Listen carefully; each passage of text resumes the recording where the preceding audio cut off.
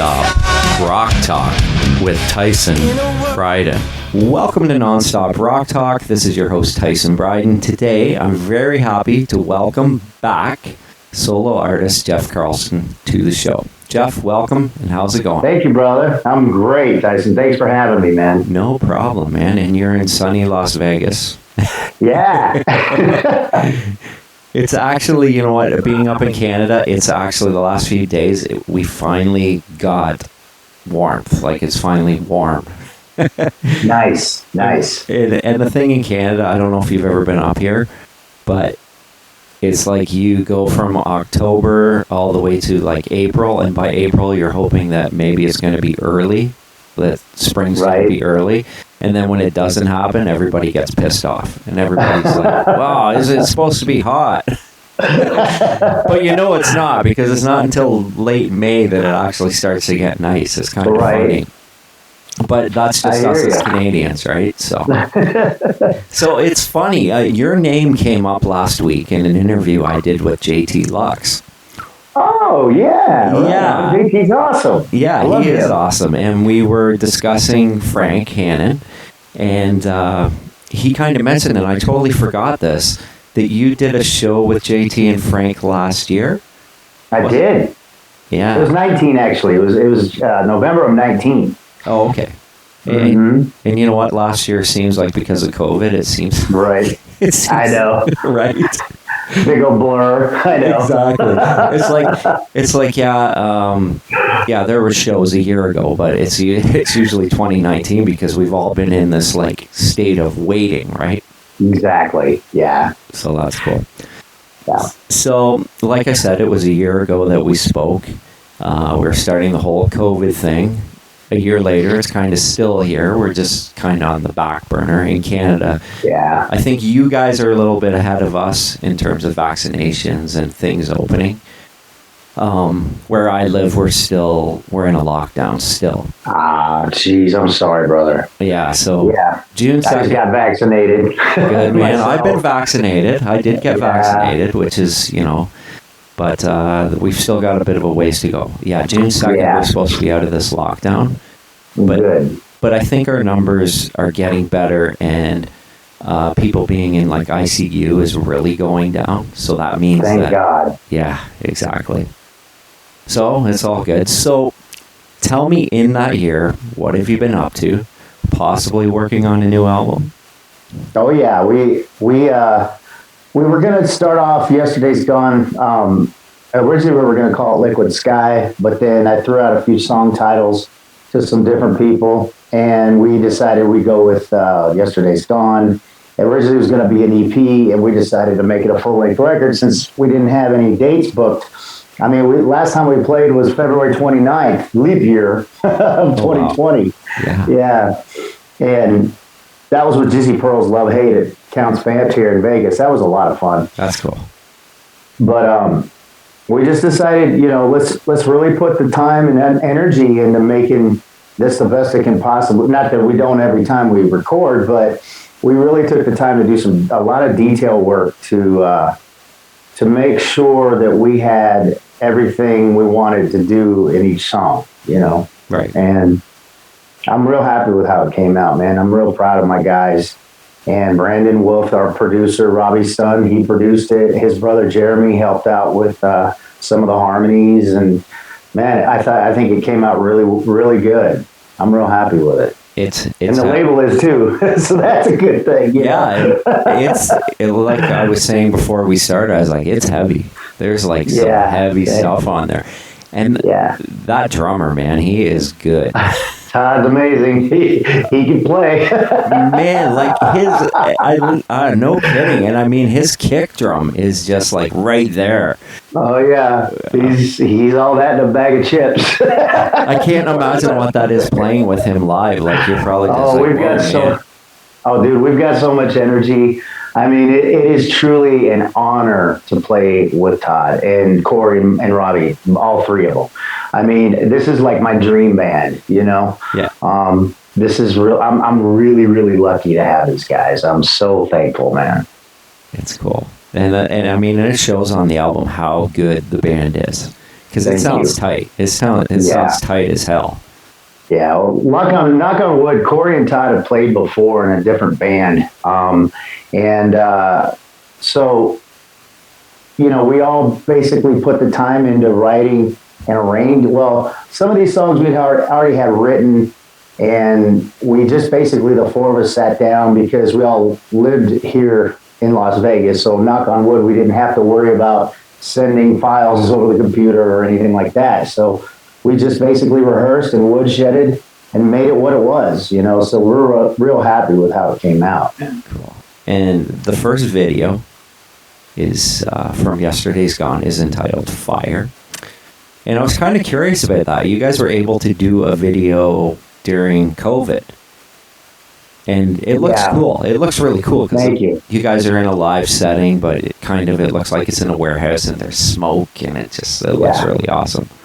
Thank you. Yeah, we rented an old warehouse on the other side of Vegas from where I live, and we had Charles Henry. He was our guy that did it here locally, and it was just old grungy warehouse.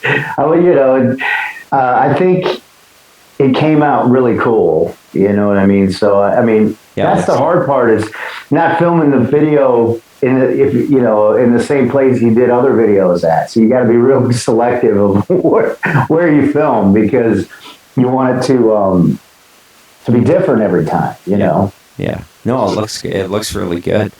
Thank you, brother. But like filming a video during the whole thing, like, were you able to have a full crew? Like, were they able to, like, or was it like minimal, the amount of people that were there?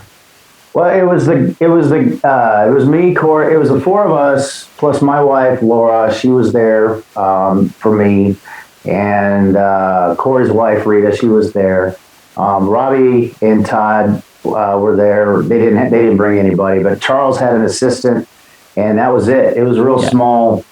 He's real good at editing and ideas, and he's real good at what he does. So I was real happy with it. That's cool. Now, you did mention your wife, and apparently you wrote this song about your wife. Yeah. Possibly, and I like that line because it says, "You give me a fire." So I'm assuming it's about her in a good way. It is. Yeah. Sometimes it's I get into trouble, and so I got to be careful. But I know. Yeah. That's why I said that, because we've all been there, right? Right. Oh, I'm there on a daily basis. Trust me. Yeah. I try not to be, but well, we all try not to be, but it's just it just happens. We can't help it. We're men, they're women, and, Exactly. So, Guilt Is Your Weapon. That one crushes. It's so in your face. Thank you. That it can be so many things in life. So many people use guilt in that way. And, is it safe to assume that the title is what it says it is? Yes. I did some therapy on that song, writing it. It was very therapeutic. I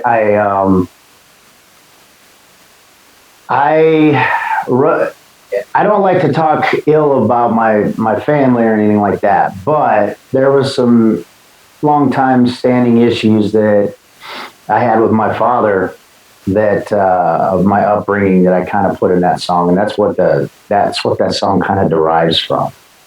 So it isn't that I'm trying to sound negative in any shape, way, or form, but I think it's real important to be honest about your feelings, because anybody can translate that into whomever, any kind of relationship.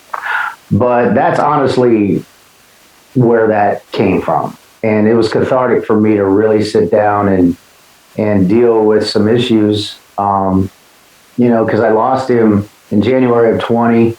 And there were some unresolved issues there, but again, it wasn't like I was purposely trying to talk bad about anything, but I had to get out how I felt about certain things, and I think it worked. I think it came out. I'm real proud of it, man. I really am. Yeah, that's very good. And in some parts, I hear kind of an Ozzy approach in your melodies. Yeah, thanks, man. Yeah, I love Ozzy. He's awesome. Yeah, I mean, he's Ozzy. It's Ozzy. Yeah, right.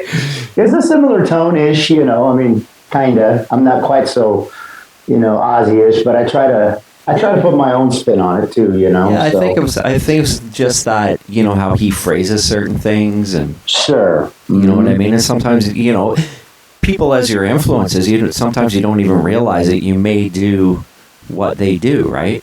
Right, exactly. And I find myself as a guitar player, sometimes I will be listening to a song and I'll go, hey, I think I kind of stole that from somebody because and then you don't even realize it, right? Because that's it's muscle memory. Exactly, that's right. And it was funny, and speaking of that, I just had Robin McCauley on about 2 weeks ago. Oh, awesome. I love him, man. He's so great. Oh, I know. He's amazing. But it was funny because on his new album, the guitar player sounds like George Lynch.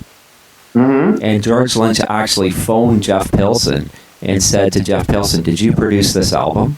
Because it sounds like Dokken. But he didn't even produce it. It was just the guy who played guitar. He's an Italian guy. He's such a huge Lynch fan that everything, the way he played, sounded like George Lynch. Yeah, well, that's a compliment. You know, I mean, a lot of players, especially from that genre, a lot of players sound like George. You know, yeah. I mean, George is a hugely influential player. So yeah, exactly. But it's funny because George doesn't even sound like George from the '80s now. He's a totally different player. He doesn't play the same solo twice. No, he never has. No, he doesn't. But he's just a different. I mean, the new End Machine album is like. Oh, it's killer. It is killer. It is. But he doesn't sound like George from Dokken. He sounds like George in 2021, right? Which I think as a guitar player is pretty amazing. Oh, yeah. It is. That's just from him playing constantly and growing, you know, as a player. Yeah, and I mean I love his playing, but I love seeing a guy evolve too. Me too, brother. Yeah. So the title track, Yesterday's Gone. Love that open hi-hat too, and that awesome. Sounds so killer. Thank you. And the production, and you did mention the production, and yeah, I mean you've got to be happy with that production because it sounds very full. It's wide open. You hear all the separation of the instrumentation and whatnot. Yeah. Well, yeah, that's the thing. I think it's important to have whoever produces your album be very conscientious of bringing out the best tones, what you're looking for as an artist. And see, the good thing about Brandon is, one, he's young and he knows what's, I don't want to say in, but he knows what's current, I guess, as far as production goes. And he also grew up with us. I mean, he's heard some of these songs since a little kid. So it's a trip, because I mean, so he knows what we're trying to accomplish as far as sound goes and production ideas, you know. So that's a plus, man. It really is. You know, and which brings me to Over My Shoulder. It's heavy, but amazingly melodic. And I love that. It's funny because there's so much heavy music, but I always there's a lot of it I don't like because I can't get past the vocal.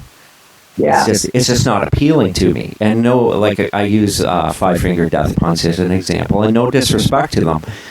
Yeah. But the songs where he really sings, I love it. But then there's other ones I just don't understand. So what I found amazing about that song in particular was the fact that the musicianship, and it sounds modern, but your voice is so melodic that it really meshes very well.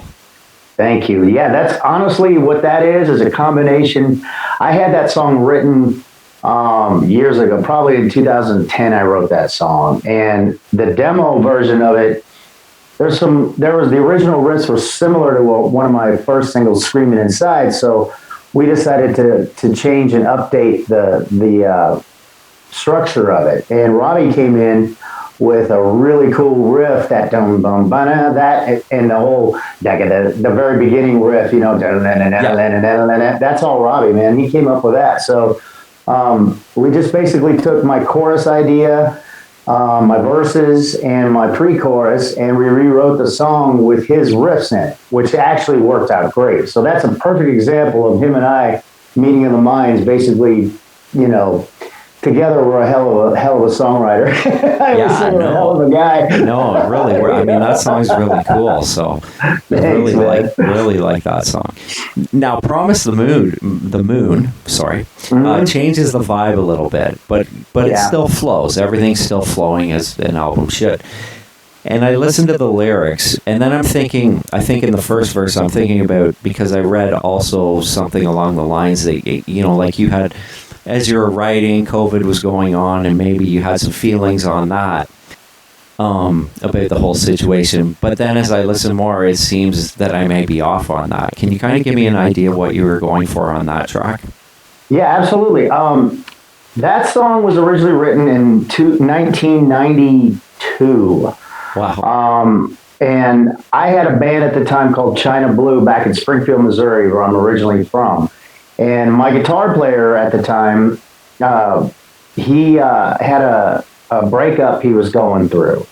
And basically, we wrote the song together, all four of us in the band at that time. So basically, those lyrics are taken from his breakup.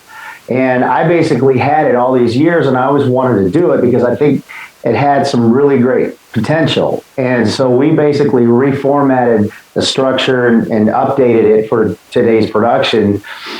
And that's the story. That's the backstory behind that. That's a cool tune too. Thanks, man. Enemy Within and Yesterday's Gone and Enemy Within both are kind of with COVID and political and all that, you know, going on right now. Those are aimed at that. Yeah, okay. Now, American Dream, which I think that has a little bit, like where it starts off, a little bit more of a classic vibe, but those drums are they're heavy. And that kick drum's just like right there.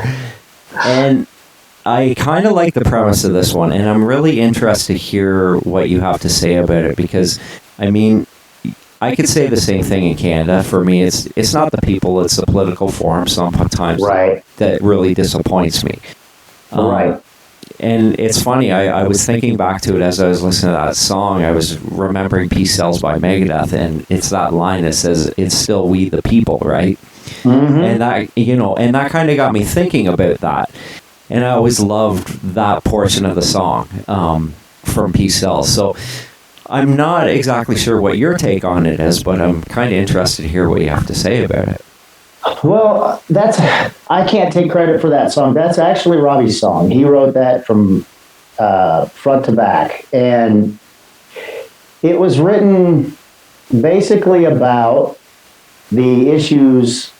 You know, we're not a political band, so, you know, I don't really try to say my personal views in the public forum, because at this point, I don't think I want to offend anyone to lose an audience, you know? Yeah. And I'm not here to tell anybody how to think or what to you know, how to be or anything like that. It kind of irks me a little bit when I see these, you know, people like Lady Gaga or Johnny Depp or who, you know, Madonna, all these people being disrespectful to the office of the presidency. You know, Johnny Depp came out and he was just like, when's the last time, you know, when Trump was in office, when's the last time a president was shot in office? You know, stupid shit like that. And Madonna, she was like, when's the last time, or has anyone ever thought about blowing up the White House? You know, and it's just like, why? Shut the fuck up, you know? Yeah, I agree with you on that. I agree. I mean, you know? Yeah. But I think, you know, as an artist, you have a right to voice your thoughts and your feelings, but you don't have a right to tell people how to live their lives. And I don't think I should be criticized how I feel from anybody, as far as my own personal thoughts, you know? Yeah, man, I think we worked that song up, we restructured it a little bit, and we rewrote a new chorus for it. And we're real happy with how it came out. I think, you know, at the end of the day, I'm proud of it. You know, I really am proud of it, of everything about it. Cool. Now, this one is interesting. La Duda. Ladu Day, yeah. Ladu Day, is that what it is? Okay. Yeah, I was listening to it, and I'm trying to capture something in it that gave me an indication as to why that was the title. I'm like, okay, I'm listening. I'm like, okay, there's got to be something in here. So I was kind of curious about that one. Do you think that's an original? Oh, is it not I don't know it. No, that's a Journey remake. That song was on Steve. Yeah, that was on the Infinity record with Steve Perry when he first came out when he first joined Journey in 1978. The first album. Yeah, I've never heard that album. Oh, jeez. I better go back and do my homework. It's all good, man.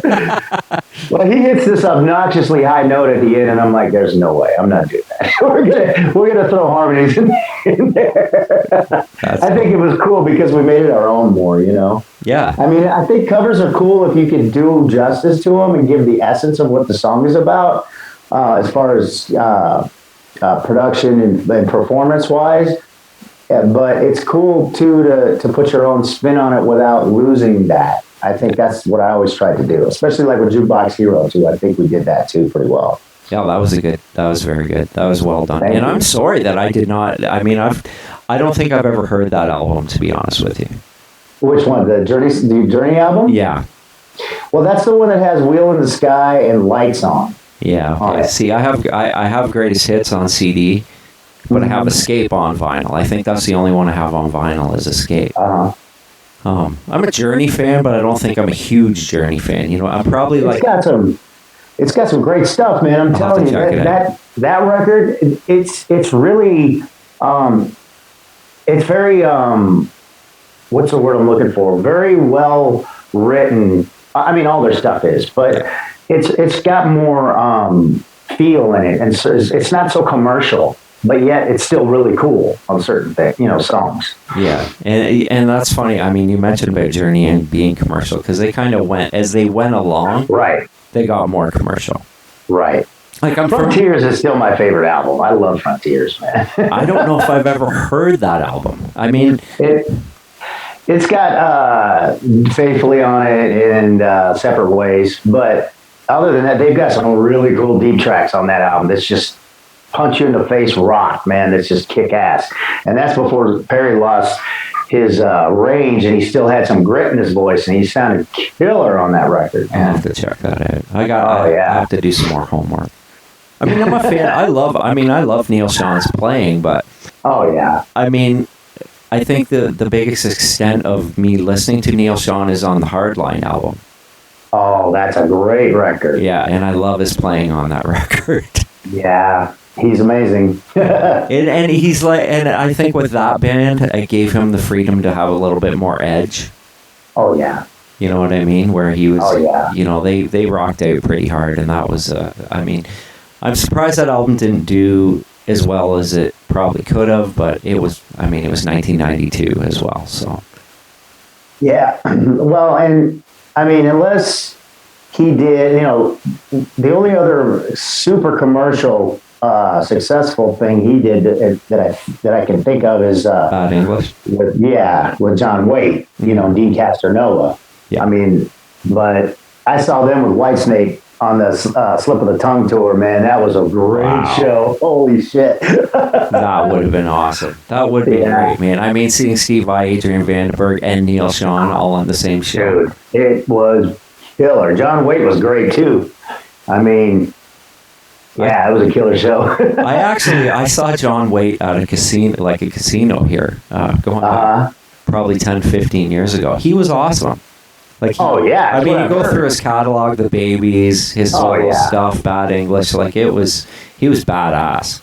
Oh yeah, we're thinking about remaking Midnight Rendezvous. That's a great song. That's cool. We used to do Head First too. That's a really cool song too. That's awesome. I think I went back after and bought a Baby CD, but I haven't listened to it a whole lot. I don't know a whole lot of their catalog either. Right. And I admit it. I own a lot of albums and a lot of CDs, but it's just I think maybe that Journey stuff and the Baby stuff, maybe it was just I just wasn't in. I don't even know how to put it. Probably not into that melodic. I don't know. Right. I get you. You know what I'm saying? Yeah. It's but I like Night Ranger. Like I like them a lot too. Like, you know what I mean? Great. So we were just rocking out to the first 2 albums, man. they're so good, man. Oh my God. I've seen them a couple times, and they never disappoint, man. They're just wow. I saw them in 2016 in Coney Island with the Romantics and Rick Springfield. Oh, dude, Rick's amazing live. Oh, he was awesome, man. He was so good. He's kick ass. Yeah, he was so good. He was. My wife used to be in a show with him here in Las Vegas called EFX. Oh, really? Yeah, she used to know Rick back in the day. Yeah. Oh, he's so good. Cool guy. He seems like a cool guy. He was just. It was, and there were songs that I was like, oh, he sang this? I didn't even know that. You know, like. Yeah. It was like, I think I own one Rick Springfield album, and of course it's the one with Jesse's Girl on it. Oh, that's Working Class Dog, yeah. That's a good record. That's a great record. Oh, sorry, I own, is it Rocket Science? That was the tour he was. Oh, yeah. I saw him on that tour too. He was killer. Oh, that was a killer album. He did it. The one he did, let's see, we saw him also on, what's that last one he did?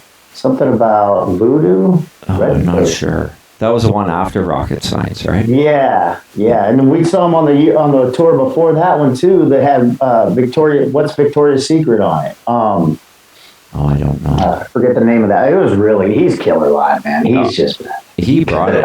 He really brought it. And the Romantics opened the show, and I mean they've got a couple hits, so there wasn't a lot. That's cool. Yeah, it was cool. It was like I was in New York City, and we planned the whole week kind of thing, and it's like. Awesome. I said to my wife, I was like, do you want to go to this show on Coney Island? And she's like, all right. Nice. And we also saw Zach Brown that week too. Like it was. Oh, cool. It was like very diverse, right? So. Yeah, right on. So that was cool. So, man. In terms of shows, do you have anything lined up for this year? We have one show. We're working on one show right now. Well, we actually got one show booked. July 30th, we're down at Lake Havasu, Arizona, at a place called Jeremy's Juke Joint with Black Wolf Mountain and Tommy Gibbons. They're opening for us.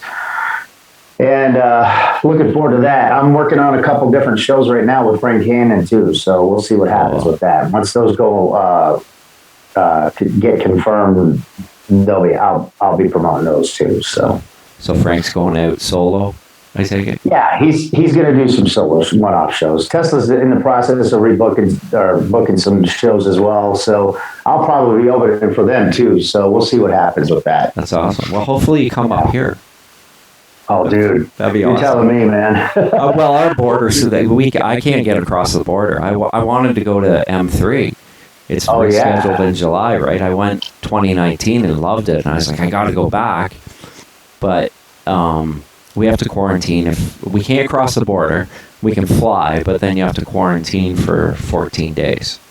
So, jeez. Yeah, so it's like, okay, well, I'll have to wait till the following year, I guess. Yeah. Well, Ace Frehley and Alice Cooper are touring. I saw that. Yeah, man. That's killer. Yeah. That is. We're going to start filling more dates. We're in the process of looking right now. So it's just a question of when things open up, we start Weekend Warrior and then branch out from there. That's the goal. Yeah. That's cool. I mean, has the feedback been good on the album? I would take it. Oh yeah. We've had a lot of great reviews, man. I'm real happy with everything. John from RFL, John Mahefka, he's behind a lot of positive push, with it, and we're real happy with everything that's been talked about. It's almost surreal because I'm just like, wow, people actually like it. That's really cool, man. Well, I mean, like I said before, it's that heaviness with that voice. Oh, thanks, buddy. Yeah. And you don't hear that. Like that's kind of what I was getting at. It's like you don't really get that. It's like you get you have a new sound musically with a great voice. Oh, thank you. And I think that will do very well for you because I think people want to hear people sing again. I hope so. God, I'm so sick of the cookie cutter, Cookie Monster shit. I know. Well, that's just it, right? It's. I don't listen to the radio, like, and I hate to admit that. I don't listen to it because I'm like, I can't do it. I can't either. I can listen to about 5 seconds and I'm like, I'm done. Yeah. And put XM back on.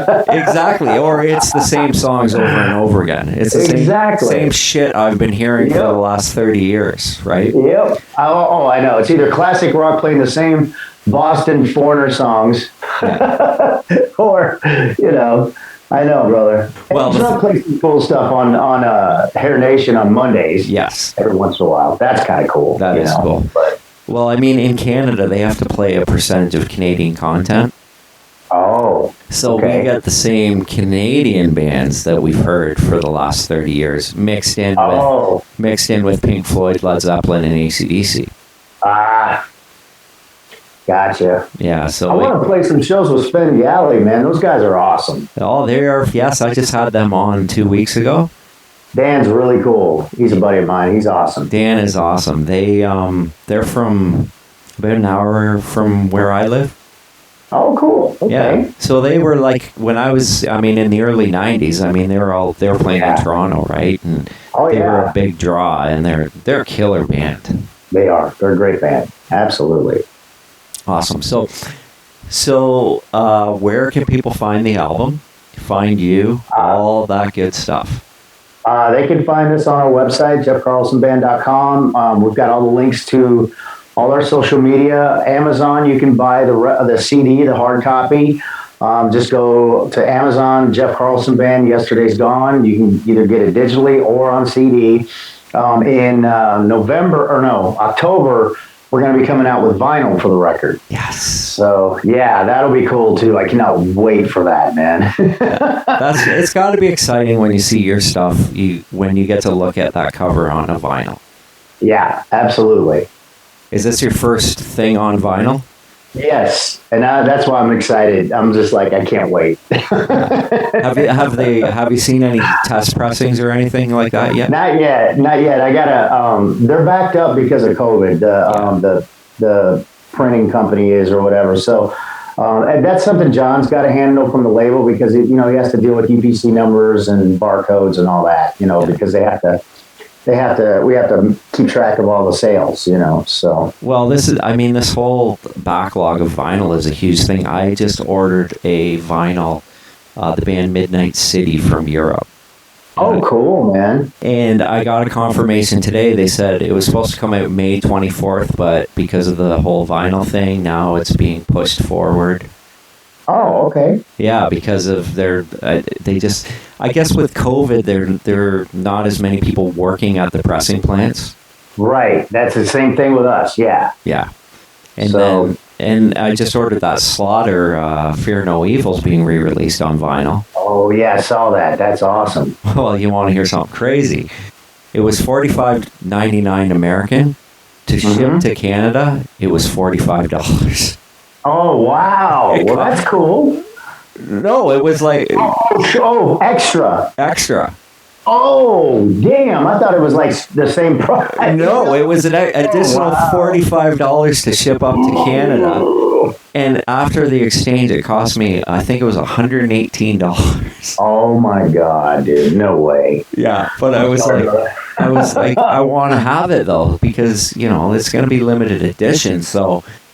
I was like, okay, well, whatever. Well, hopefully the band gets that. I mean, who gets that? That markup.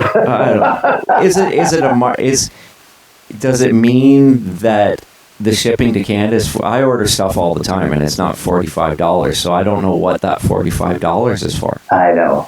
Yeah, I don't know either. I'm not sure about that, but that's kind of crazy. Mark Slaughter played lead guitar a lot today, right? No, I didn't know that. Yeah, he's on that. He's on that track. He played lead guitar. That is awesome. Well, I just started an offshoot of my show, which is like strictly dedicated to vinyl. It's like each episode's about talking about vinyl and what's coming and vintage stuff and all this. I'm kind of a vinyl geek, I guess you could call it. So I'm trying to get Mark on the show. I want to talk about this Slaughter vinyl. and other Slaughter vinyls, because it's kind of weird because there's a whole bunch of, like with the Wildlife, it was only released on Columbia House on vinyl, and oh right, he's pretty insightful with that stuff. I've heard him talk about it before, so I'm hoping that I can get him on the show at some point. So yeah, man. Yeah, absolutely. And he seems like a cool guy, so. He's a great guy. He's really cool. Yeah. And he's still in Vegas, right? No, he's actually in Nashville. Oh, yeah, right. Yeah. That's right. Yeah, he's in Nashville now. Right. Yep. I miss him, man. I wish we could hang out more, you know. I did a show with him, I think it was in, 17 or 18? No, 17. I used to live in Tucson, and he did a one-off show there. He used us as a backup band. It wasn't the band Slaughter, it was just him. And we did a lot of cool shit that Slaughter the band never does. You know, stuff from his, we played stuff off of his, like Hey You from his solo record. Yep. And I think we did Departed. We did Desperately. I mean, Slaughter the band never plays that. Yeah. I mean, it was such we actually did, because he had a one of those talk boxes that, you know, like on Living on a Prayer that Sambora uses, you know? Yeah, I have one. I actually have a talk box. I used to be in a Bon Jovi tribute band, so I have a. Oh, nice. Yeah. Well, he actually let me sing Living on a Prayer, and he did the Richie part. That's cool.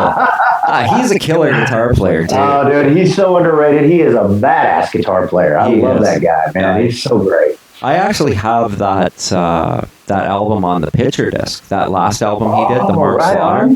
Yeah. It looks awesome. Oh, halfway there, I think. Yeah, halfway there. Mm-hmm. Yeah, and that's what it's. Hey You on that one or on the other one? Yeah, it's on that one. It's the first song on that record. Yeah, that song. That he's just, you know, he did everything on that. He did the drums, he did the guitars, everything. He's amazing. I mean, he's really good. And I love that he used Tim Kelly's guitar on the one track too. Oh yeah. I wish I could have met him, man. I never got a chance to meet him. I got to see him live. I saw Tim. I saw him. Yeah. I saw him on a Wildlife tour open for Ozzy in St. Louis, Missouri. That was cool. Our show up here got canceled on that tour. Brother. I had tickets to it. I still have the ticket stub because I obviously didn't have to give it back, but I still have that stub somewhere. And Ugly Kid Joe was on that bill too, I believe. Oh, right. Okay, I remember that now. Yeah. Yeah. It's wild. Cool. That's going back a long time. Anyways, Jeff, I want to thank you so much. Oh, thank you, Tyson. I appreciate being here, brother. And I cannot wait for that vinyl. I'll be looking for that. I'll be watching for that. I'll let you know when it's out. If no worries. I would appreciate that. Okay, absolutely. Man. Cool. Yeah, man. Okay. Well, hopefully, I'm sure we're going to talk again. So you have a good night. Absolutely. You too, brother. Okay, man. Until next time. Okay. Take care, brother. Jeff. Okay. You bet. Bye-bye.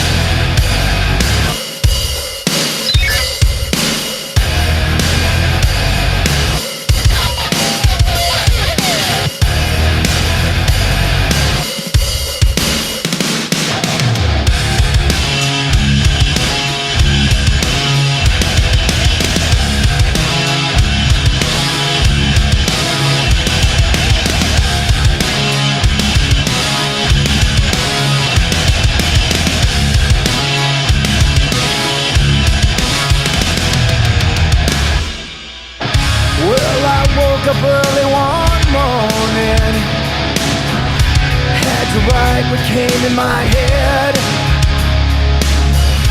as I struggle to write my story. Can't forget things I might have said.